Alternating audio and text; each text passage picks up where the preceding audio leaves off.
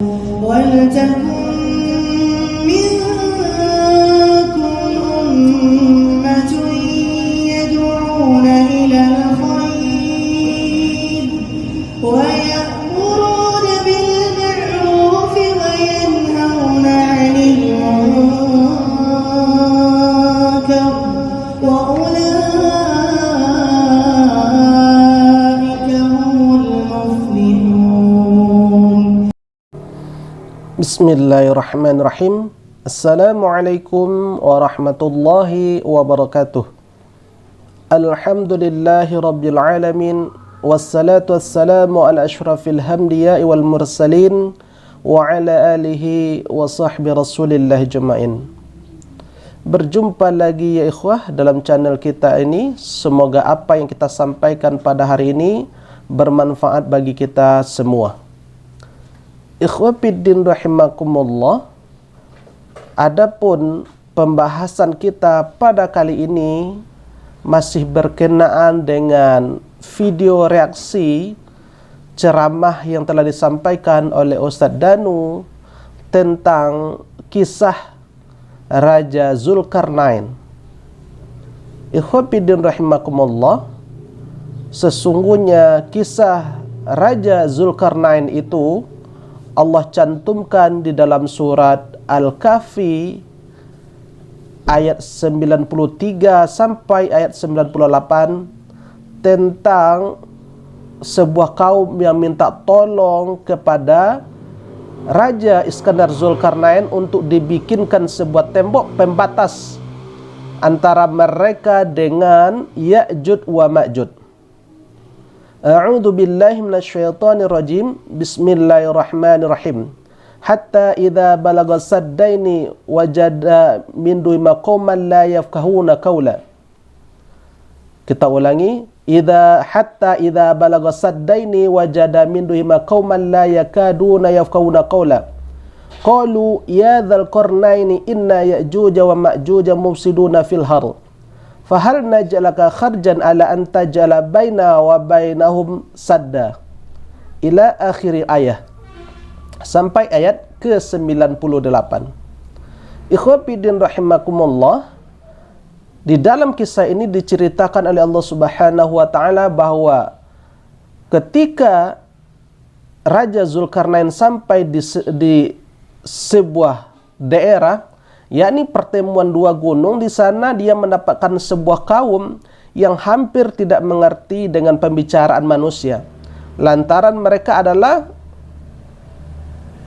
kaum yang terisolir, yang jauh dari keramaian manusia.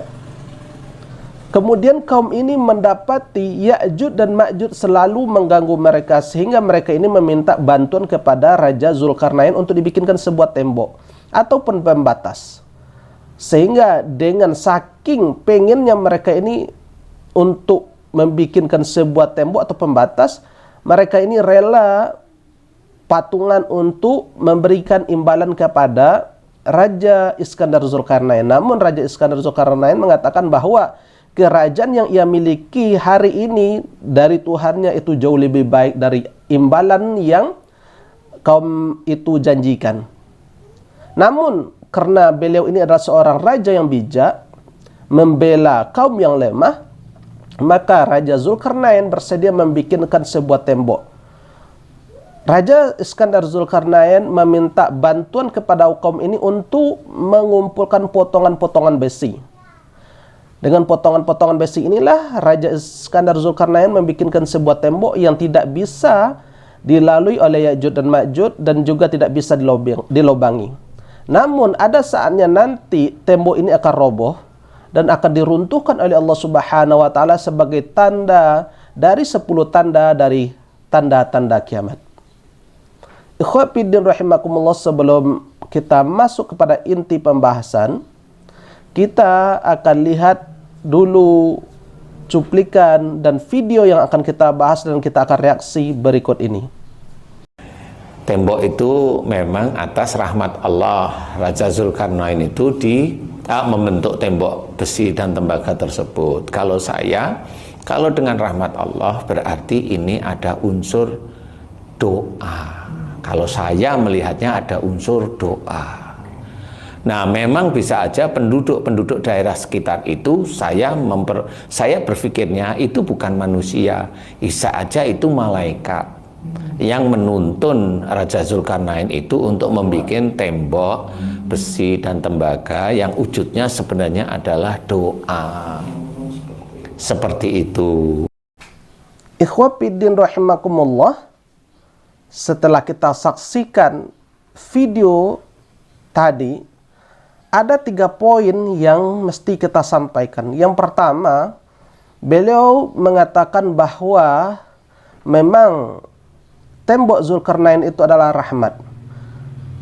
Karena ini adalah merupakan kisah dari Al-Quran, tentu kita merujuk kepada tafsirnya. Apa maksud rahmat di sana? Yang dimaksud di dalam ayat 98 dari surah Al-Kahfi tersebut, qala hadza rahmatum mir rabbi. Zulkarnain mengatakan, qala hadza rahmatum mir rabbi. Ini adalah rahmat dari Tuhanku. Maksudnya adalah bahwa kemampuan beliau membikinkan tembok tersebut, keberhasilan beliau dalam membikinkan tembok tersebut adalah kurnia dari Allah Subhanahu wa taala. Beliau tidak mengatakan bahwa kemampuannya membikin tembok itu merupakan karya pribadinya, adalah karena kepintarannya, adalah karena kepiawaiannya, tidak, tetapi ia selalu menyandarkan kepada Allah Subhanahu wa taala. Persis apa yang dilakukan oleh Nabi Sulaiman ketika Nabi Sulaiman membawa singgasana Ratu Bilqis ke kerajaannya. Nabi Sulaiman pun mengatakan, qala hadza min fadli rabbi. Ini adalah kurnia dari Tuhanku. Nabi Sulaiman pun tidak mengatakan ini adalah karena kemampuanku, ini adalah karena kepintaranku, ini adalah karena kekuasaanku, tidak. Tetapi dia mengatakan ini adalah karena kurnia dari Tuhanku. Ikhwafiddin rahimakumullah, ini makna dari rahmat di sana, bukan bermakna dengan doa. Satu. Kemudian yang kedua, Ustaz Danu beranggapan bahwa kaum tersebut boleh saja malaikat. Ikhwafiddin rahimakumullah, kalau dalam part sebelumnya beliau ini menganggap bahwa Ya'juj Ma'juj adalah siluman, sementara kaum yang minta tolong kepada Raja Zulkarnain dari gangguan Ya'juj dan Ma'juj adalah malaikat. Tentu muncul pertanyaan di benak kita, masa iya malaikat takut sama siluman? Ini di luar logika kita. Tentu ini tidak mungkin. Ini kemungkinan yang menjadi pertanyaan yang pertama. Kalau memang kaum itu adalah malaikat dan Ya'juj Ma'juj adalah siluman, tidak mungkin, sekali lagi, tidak mungkin malaikat takut kepada siluman. Ini pertanyaan yang pertama. Kemudian yang kedua, di dalam tafsirnya disebutkan bahwasanya ya, Ya'juj Ma'juj ini selalu merampok dan merampas. Apa yang dirampas? Di antaranya adalah ternak. Kemudian apalagi? Kemudian tanaman-tanaman. Mungkinkah malaikat beternak? Mungkinkah malaikat menanam tanaman? Untuk apa bagi mereka kalau mereka menanam? Mungkinkah mereka makan? Sementara malaikat itu tidak butuh kepada makan dan minuman. Ini artinya apa? Bahwasanya kaum tersebut bukanlah malaikat, melainkan adalah kaum yang memang terisolir. Allah telah mengatakan dalam firman-Nya dalam surah Al-Kahfi ayat 93 itu, qauman la yakaduna yafqahuna qaula. Sebuah kaum yang tidak mengerti, hampir-hampir tidak mengerti dengan percakapan manusia. Ya karena memang mereka itu jauh terisolir. Maka mereka mungkin ibarat kata samalah dengan sebangsa mungkin orang pedalaman, sehingga mereka sulit berbicara dengan bahasa manusia ketika itu. Jadi bahwasanya mereka itu bukanlah malaikat. Sepengetahuan kita, sepanjang literatur yang kita baca, tidak ada dijelaskan bahwa mereka itu adalah malaikat. Dan di tafsir pun tidak ada mengatakan bahwa mereka itu adalah malaikat. Melainkan sebuah kaum yang tidak mengerti, yang hampir-hampir tidak mengerti dengan percakapan manusia biasa. Kalau seperti yang kita sampaikan tadi, bahwa kemungkinan mereka itu adalah manusia biasa, bukan malaikat, dengan alasan yang telah kita kemukakan. 2. Kemudian yang ketiga, wujud dari tembok itu, kata Ustaz Danu, adalah doa. Apa yang disampaikan di dalam tafsir Ibnu Katsir, di sana dikatakan zubarul hadid, potongan-potongan besi. Jadi tembok itu tercipta dari potongan besi kemudian disiram dengan tembaga. Inilah yang disampaikan oleh Mujahid, Ibnu Abbas, kemudian Qatadah, bahwasanya potongan besi itu dijadikan bata, kemudian dicor dengan tembaga. Maka jadilah dia sebuah tembok yang kokoh, yang memisahkan antara kaum yang tadi sama dengan Ya'juj dan Ma'juj. Jadi wujud dari tembok itu sendiri adalah potongan besi, kemudian disirami dengan tembaga, bukan berwujud dengan doa. Sekali lagi, bukan berwujud dengan doa. Karena inilah yang disampaikan di dalam tafsirnya.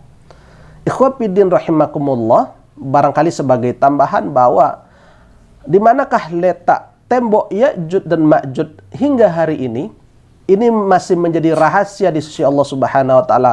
Yang mengetahui hakikat tembok Ya'juj dan Ma'juj itu hanyalah Allah Subhanahu wa taala. Namun ada pendapat yang mengatakan bahwa keberadaannya berada di utara Georgia. Ada yang mengatakan di selatan Rusia, di pegunungan Kaukasus, ya, terletak di kaki gunung Kazbek. Wallahu a'lam bishawab, di mana sebetulnya letaknya. Hanya Allah yang mengerti dan Allah yang tahu akan keberadaannya.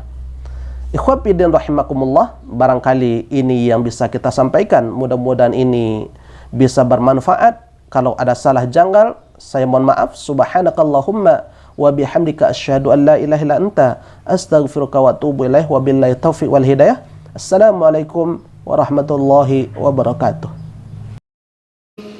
Alhamdulillahi rabbil alamin.